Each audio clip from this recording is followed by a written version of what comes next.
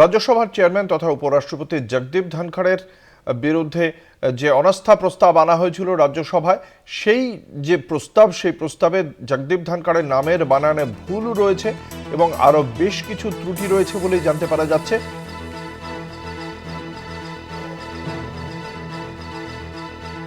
রাজ্যসভার চেয়ারম্যান জগদীপ ধনখড়, তার বিরুদ্ধে অনাস্থা প্রস্তাব এনেছিলেন বিরোধীরা, কিন্তু অনাস্থা প্রস্তাবের মধ্যেই বেশ কিছু ত্রুটি রয়েছে বলে জানতে পারা যাচ্ছে এবং সেই কারণেই অনাস্থা প্রস্তাব খারিজ করা হয়েছে বলে জানতে পারা যাচ্ছে। এ বিষয়ে বিস্তারিত জানবো, ঠিক কি কি ত্রুটি রয়েছে, কে খারিজ করলেন শেষ পর্যন্ত এই অনাস্থা প্রস্তাব। আমাদের সঙ্গে রয়েছেন আমাদের পলিটিক্যাল এডিটর আশিস চট্টোপাধ্যায়। কি কি ত্রুটি রয়েছে আশিস দা, এবং কে খারিজ করলেন সেই ত্রুটির ভিত্তিতে? দেখুন, একটা অদ্ভুত ব্যাপার যেটা জানা যাচ্ছে সেটা হচ্ছে বৃহস্পতিবার শেষ লগ্নে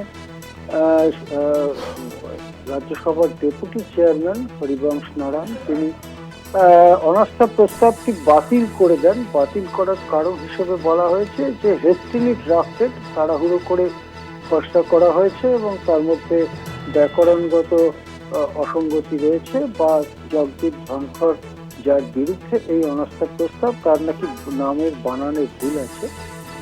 এই সব কারণে এই প্রস্তাবটি বাতিল করা হয়েছে, যেটা একেবারে তাজ্জব করার মতো ঘটনা। কেননা নামের বানান বা অন্য কোনো ব্যাকরণগত ত্রুটি থাকলে সেটাকে সারিয়ে নেওয়ার জন্যও বলা যেতে পারে, বিশেষ করে যেখানে 60 জন সাংসদ সই করে দিয়েছেন এই অনাস্থা প্রস্তাব। সুতরাং একেবারে নজির তৈরি করার মতো ঘটনা, বলা যেতে পারে বেনজির ঘটনা।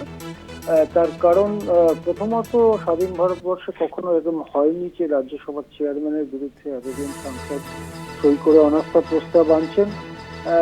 এটা একেবারে নজিরবিহীন। তার সঙ্গে এটাও নজিরবিহীন ভারতে তো বটেই, বোধহয় বিশ্বেও খুঁজে পাওয়া যাবে না খুব বেশি উদাহরণ যেখানে বানান ভুল টুলের জন্য এরকম গুরুত্বপূর্ণ একটি প্রস্তাব বাতিল হয়ে যেতে পারে। যাই হোক, শেষ পর্যন্ত বাতিল হয়ে গিয়েছে এই প্রস্তাবটি আলোচনার জন্য তোলা হচ্ছে না। এবং এটাও এই প্রসঙ্গে মনে আসতে পারে যে যদি ব্যাকরণগত ত্রুটি থাকে বা যদি নামের বানানে ভুল থাকে, তাহলে যারা এই প্রস্তাবটি রচনা করেছেন তাদের দক্ষতাও মানে কি ধরনের দক্ষতা নিয়ে তারা এই ধরনের গুরুত্বপূর্ণ প্রস্তাবটি লিখেছিলেন সে প্রশ্নটাও নিশ্চয়ই উঠতে পারে। কেননা এটা একটা রাজনৈতিক ব্যাপার, এখানে এইসব সামান্য ত্রুটির জন্য এত বড় বিঘ্ন হওয়াটা মোটেই কাঙ্ক্ষিত নয়। হ্যাঁ, ধন্যবাদ। আমাদের সঙ্গে ছিলেন আমাদের পলিটিক্যাল এডিটর আশিস চট্টোপাধ্যায়।